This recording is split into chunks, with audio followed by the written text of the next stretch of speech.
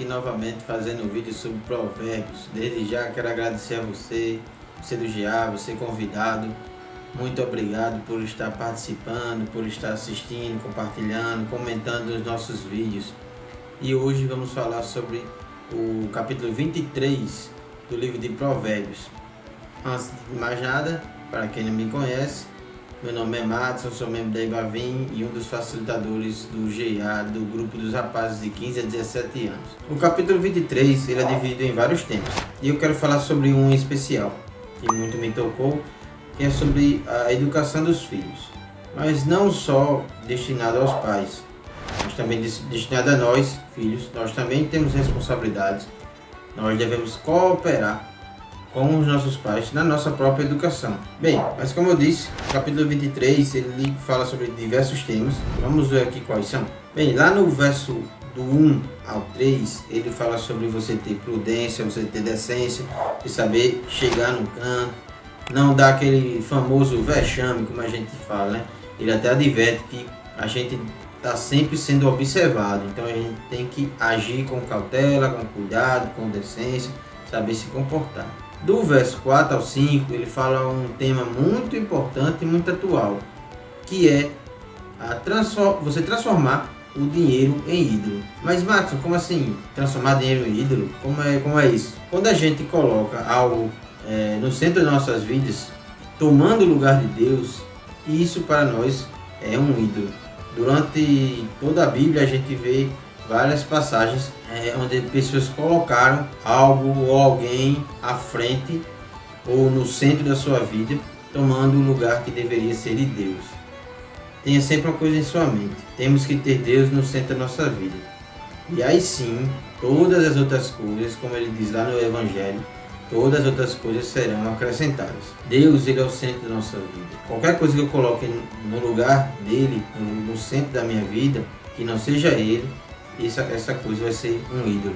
E nos versos 4 e 5, Salomão diz assim: não se mate de trabalhar tentando ficar rico, nem pense demais nisso, pois o seu dinheiro pode sumir de repente, como se tivesse criado asas. Óbvio que a gente tem que trabalhar, óbvio que a gente, principalmente nós homens, temos que ser mantenedor das nossas casas, temos que amar o trabalho, até porque quando chegar lá no céu, a gente não, como no capítulo em que lá a Diane falou, a gente chegar lá no céu, a gente não vai ficar numa nuvem, de perna cruzada, olhando para cima, não, a gente vai trabalhar.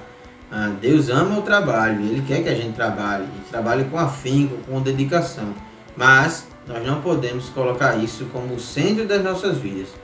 O centro da nossa vida se chama Jesus Cristo. Dos versos 6 a 8, ele vai falar sobre as pessoas que são miseráveis ou não são generosas. Ele faz até uma advertência a gente para não se misturar ou não se acompanhar com essas pessoas, que temos que andar com pessoas que nos levam para frente, nos fazem crescer, nos aproximam de Deus. No verso 9, ele fala a mesma coisa, só que para as pessoas que ele considera tola ou chama de tolo. E nos versos 10 e 11, ele fala uma observação muito interessante, que devemos defender os órfãos. Ele fala até que Deus é o maior defensor dos órfãos. Mas, Marcos, como assim? Por que os órfãos? Os órfãos, naquele tempo, era a classe da sociedade, vamos dizer assim, mais discriminada, mais desprestigiada. Por isso a gente vai ver muitas vezes, não só no Velho Testamento, como no Novo Testamento, Jesus falando muito sobre os órfãos e as viúvas, justamente por isso. Porque devemos ajudar, cuidar, amar, proteger os mais necessitados. Nesse tempo, os órfãos, as viúvas, eram as pessoas mais necessitadas. Lá nos versos 13 e 14, ele começa a falar sobre a educação do filho. E isso para mim foi o tema que mais me chamou a atenção nesse capítulo. Por quê? Porque ele não coloca a carga somente no pai e na mãe. Ele também dá um pouco dessa carga, um pouco dessa responsabilidade para nós filhos. E geralmente temos esse tipo de pensamento que tudo é culpa do pai e da mãe. Se uma criança ou um jovem deu trabalho, trilhou o caminho da maldade, das coisas ilícitas, a gente atribui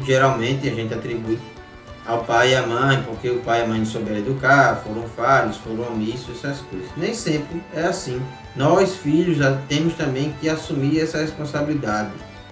Nós filhos temos que ajudar, cooperar com nossos pais na nossa própria educação. Já nos versos 22 e 23, ele fala também sobre educação, mas destinada aos filhos. Vamos ver como é que ele aborda? Versos 13 e 14. Não deixe de corrigir a criança, umas palmadas não a matarão.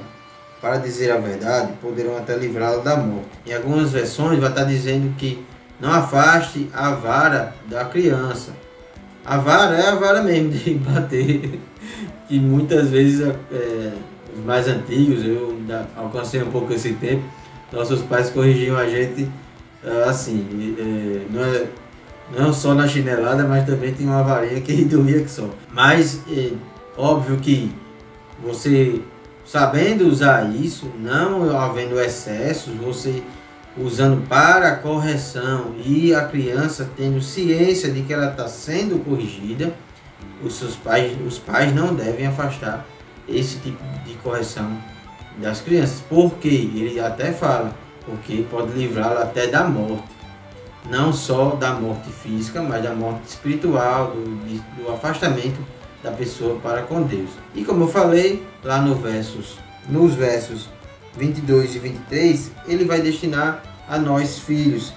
Verso 22, ele fala assim: escute o seu pai, pois ele lhe deve a vida, e não despreze a sua mãe quando ela envelhecer. Isso me fez refletir. Muitas vezes, quando vemos um jovem, uma criança que já logo cedo trilhou pelo caminho mau, por coisas ilícitas, a gente tende a jogar a culpa nos pais. A gente tende a dizer que o pai ou a mãe foi omisso. Mas nem sempre é assim. Às vezes o pai se dedicou, trabalhou, mesmo longe de casa trabalhando, ele fazia de um tudo para estar acompanhando, para estar dando educação. A mãe também, além de cuidar da casa, tem que dar educação aos filhos, se preocupar como vai na escola, e entre outras coisas. E mesmo assim, o filho, por vontade própria, por se deixar contaminar com as coisas do mundo, com amizades, que isso afasta muita gente do caminho bom, com amizadezinhas ruins, por querer ser o famosinho da turma, por querer se entrosar com a galerinha, aí decide trilhar o caminho perverso. E isso é inteira responsabilidade do filho. O pai não tem nenhuma culpa, o pai e a mãe não tem nenhuma culpa nisso daí. Isso é inteira responsabilidade do filho. Então nós, como filho, também temos essa responsabilidade quanto à nossa criação. E lá no verso 23, um verso que eu gostei muito, achei muito bonito e me tocou muito, ele dá uma diretriz para nós de como devemos agir, como devemos viver e como devemos ser educados.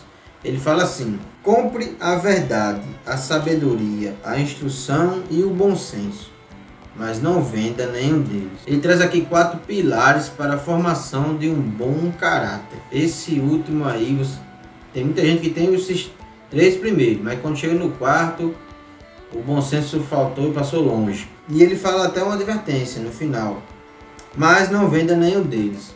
A gente só vende aquilo que a gente despreza, ou por desgosto, ou porque não precisamos mais daquilo. Então, galera, é isso que eu tinha para passar para vocês. Espero que tenham gostado. Comentem, compartilhem, divulguem e fiquem com Deus. Deus os abençoe. Shalom.